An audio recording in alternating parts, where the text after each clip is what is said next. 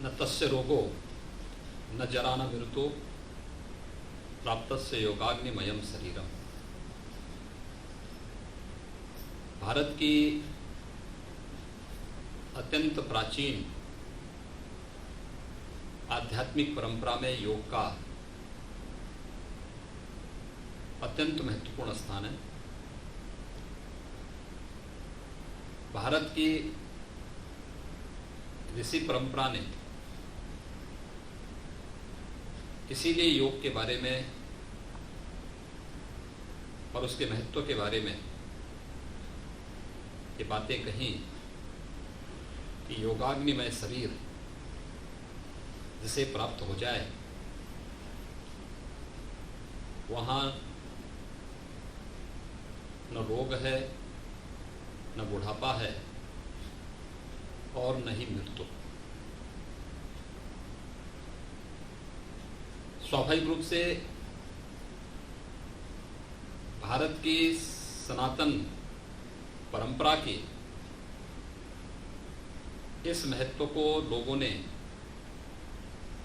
आज समझा है।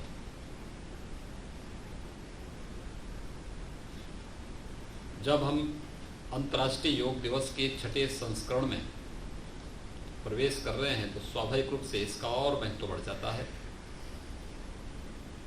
मैं सबसे पहले पूरे प्रदेश वासियों को अंतर्राष्ट्रीय योग दिवस के 6ठे संस्करण पर हृदय से बधाई देता हूं। हम सब आभारी हैं देश के यशस्वी प्रधानमंत्री श्री नरेंद्र मोदी जी का,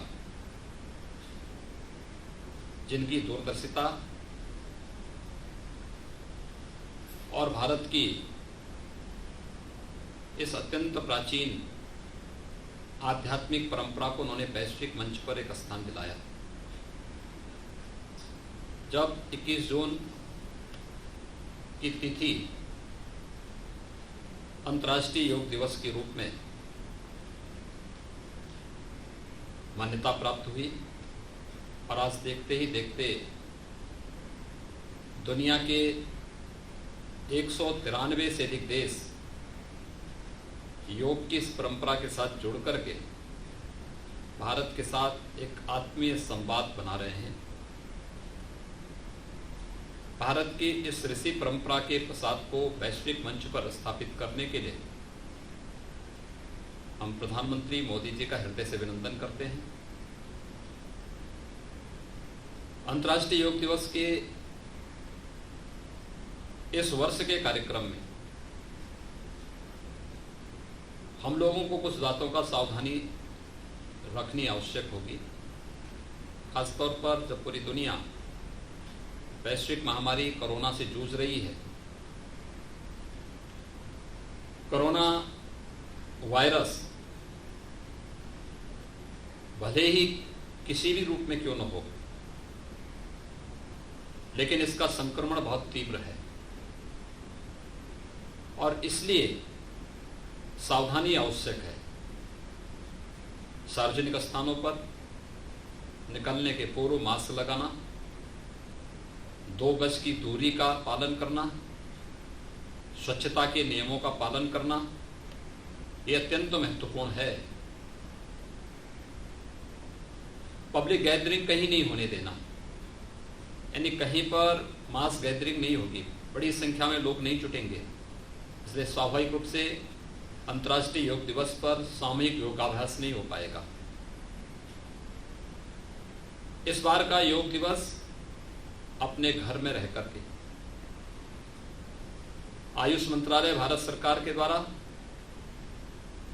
एक कॉमन योगा प्रोटोकॉल जारी किया गया है, जिसमें योगाभ्यास के बारे में, योग के विभिन्न आयामों के बारे में बड़ा विस्तार के साथ दिया गया है। हम इसका पालन करेंगे तो स्वाभाविक रूप से इसका लाभ हमें प्राप्त होगा।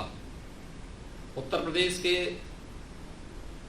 आयुष विभाग ने भी इस संबंध में एक कंपटीशन का आयोजन भी किया है और इस संबंध में एक आवश्यक जानकारी से युक्त ऐप भी लॉन्च किया है।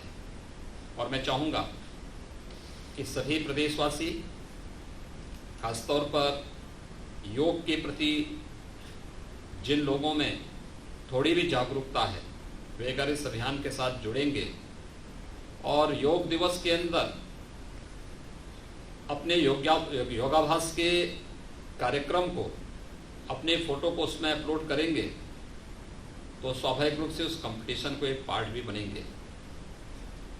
उन्हें प्रदेश सरकार की ओर से सम्मानित भी किया जाएगा। मैं एक बार फिर से अंतर्राष्ट्रीय योग दिवस के अवसर पर प्रदेश के सभी योग प्रेमियों को हृदय से बधाई देता हूं, अपनी शुभकामनाएं देता हूं और विश्वास व्यक्त करता हूं कि योग दिवस हमारे न केवल भौतिक बल्कि आध्यात्मिक जीवन में भी निरंतर उन्नति और समृद्धि का मार्ग प्रशस्त करेगा। अंतर्राष्ट्रीय योग दिवस के अवसर पर आप सबको मेरी हार्दिक बधाई और शुभकामनाएं।